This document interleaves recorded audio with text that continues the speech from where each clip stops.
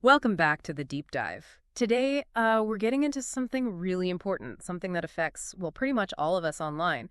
We're talking about the rise of these really sophisticated online investment scams. Our mission here is to unpack how they work, how they look so real, and crucially, what it all means for you. Exactly. And we've got a very recent and quite stark example from our sources. It involves a retired professor.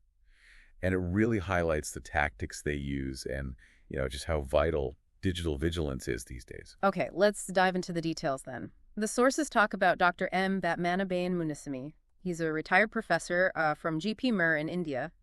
And tragically, he lost nearly 2 crore rupees. That's a huge amount, hundreds of thousands of dollars. This is staggering. His whole ordeal started back in April. Pretty innocently, actually. He just got added to a WhatsApp group. H10 Nuvama Health Group, it was called. Right, and here's the really insidious part. Dr. Munisimi already had genuine investments with the real Nuvama funds. Okay, so there was already a connection in his mind. Precisely. That partial familiarity, that's what the scammers exploited. They used, professional-looking logos, investment jargon, all within that fake WhatsApp group. It made it seem incredibly credible to him because, well, he thought he knew the brand. His guard was down from the start. That makes sense. That familiarity just sort of short-circuits your skepticism, doesn't it? So what happened next in this setup? Well, someone from the group, a woman calling herself Kangana, messaged him privately, said she represented Nuvama, and then she guided him to a website. A fake one, obviously, but designed to look exactly like the real Nuvama platform. Wow, so pretty convincing. Very. And he made a small initial investment, around 10,000 rupees, just dipping his toe in. And almost immediately they showed him a return, like 13,000 rupees back on his 10,000, a quick 30% profit. Right, the classic hook, show a small, quick win to build trust fast. Exactly. That little taste of success, even if it's fake, it's powerful. It makes you think, okay, this is real, this works. So naturally, it encouraged him to invest more, a lot more. How much more are we talking?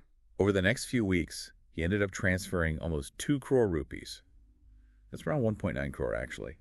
And get this, the fake platform, his dashboard, it showed a supposed profit of 35 crore rupees in his account. 35 crore? That's unbelievable. Just completely fabricated to keep him drawn in. Totally. It's pure psychological manipulation at that point. Yeah. Playing on that desire for massive gains. So inevitably, he must have tried to withdraw some of that huge fake profit, right? What happened when he tried to pull money out? Yeah, that's when the trap springs shut. He tried to withdraw 5 crore. And suddenly, there was a problem. He was told he needed to pay a, quote, processing fee. The fee. I was waiting for that. How much? Initially, it was 32 lakh rupees. Yeah. It's over 30,000 US dollars. Later, they sort of negotiated down to 25% of his withdrawal amount. He was desperate. He thought he had this massive profit waiting. So he actually paid more money, another 7.9 lakh, trying to unlock his funds. Oh, no. But of course, the withdrawal never happened. The money just vanished. And even speaking to someone else didn't help. Another fraudster. Right. He spoke to someone posing as a senior executive, Ashish Kaher, but got nowhere.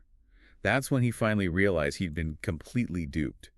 He filed a police complaint on June 18th. But his story, sadly, it's just one example of a much bigger, growing problem. It really seems to be. What are the experts saying? Well, cybercrime specialists confirm this is a definite trend. Fraudsters are getting really good at using messaging apps like WhatsApp or Telegram. They create these convincing groups, maybe mimic investment firms or crypto platforms. And crucially, like in this case, they often leverage a victim's existing relationship or familiarity with a legitimate brand. So even financially savvy people can fall for it because it feels familiar, it feels legitimate at first glance. Absolutely. It preys on that sliver of recognition. That's why the authorities keep hammering the point. Be incredibly wary of unsolicited investment advice or opportunities, especially through messaging apps.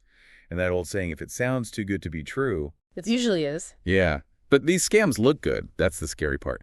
They don't always sound too good initially, just plausible. Exactly. The initial steps seem reasonable. The small profit builds confidence. It's a gradual process. So this deep dive really shows just how layered and sophisticated these digital traps are now. It really does. It underscores the critical need for constant vigilance and, frankly, a healthy dose of skepticism about any unsolicited online interaction involving money. So, thinking about this case, what really stands out for you is how easily that trust, based on partial familiarity, can be twisted. Maybe the key takeaway is how you might verify things differently now.